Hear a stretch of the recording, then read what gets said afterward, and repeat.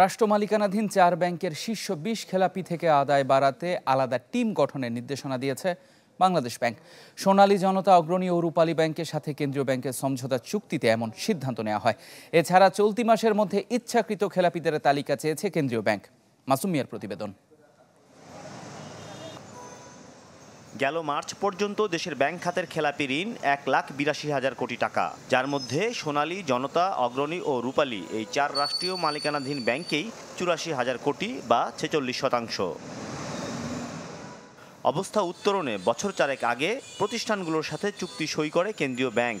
প্রতি বছর বিশেষ সভার মাধ্যমে যাতে পর্যালোচনা করা হয় সার্বিক অগ্রগতি, সেই ধারাবাহিকতায় গেল 2 জুন অনুষ্ঠিত বৈঠকে নির্দেশনা দেওয়া হয় শীর্ষ 20 খেলাপি থেকে আদায় বাড়াতে আলাদা টিম গঠনের।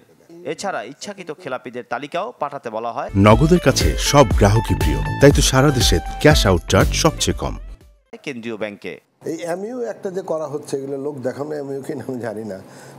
তো এগুলো করে কি লাভ? বরঞ্চ কীভাবে ওদের পারফরমেন্স ভালো হবে সেই রাস্তাটা আপনারা বের করেন। এমইউ তো আমি দেখতেছি বহু আগে থেকে তো মনে হচ্ছে, মানে এই ব্যাঙ্কগুলোকে যদি আমরা মানে স্বাস্থ্যবান না রাখতে পারি বা যদি তাকে এই ব্যাঙ্কগুলোকে যদি আমরা টার্ন অ্যারাউন্ড না করতে পারি, তাহলে তো আমাদের ভবিষ্যৎ খুবই খারাপ।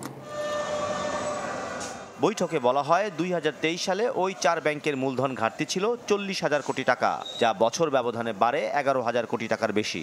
এ নিয়ে উদ্বেগ জানিয়ে নির্দেশনা দেওয়া হয় ঝুঁকিভিত্তিক সম্পদের বিপরীতে 12.5% হারে মূলধন সংরক্ষণের। বাংলাদেশ ব্যাংকের সাবেক গভর্নর ডক্টর সালেউদ্দিন আহমেদ বলছেন, ব্যাংকগুলোর সাথে সমঝোতা করে পরিস্থিতি উত্তরণ সম্ভব নয়। এখন ইমিডিয়েটলি দরকার যেটা আমার মনে হয়, সেন্ট্রাল ব্যাংক খালি এমওইউ করছে এবং প্রয়োজনে চাইতে কোনো লাভ হবে না। এটা করতে হবে সেন্ট্রাল ব্যাংক টার্গেট দিয়ে, সেটা পালন না করে প্রয়োজন হলে সরকারকে বলবে পুরো ব্যবস্থাপনা এবং পুরো যে পরিচালক বোর্ডের এসে চেঞ্জ করে দিতে হবে। নূতন নেতৃত্ব আসুক, নূতন ব্যবস্থাপনা আসুক, তা দেখা যায়। না হলে কিন্তু আমার মনে হয় এই সমস্যার সমাধান করা হবে। বর্তমানে এই 4 ব্যাংকের বিতরণ করা ঋণের মধ্যে খেলাপির হার 26%। মাসুম মিয়া, চ্যানেল 24, ঢাকা।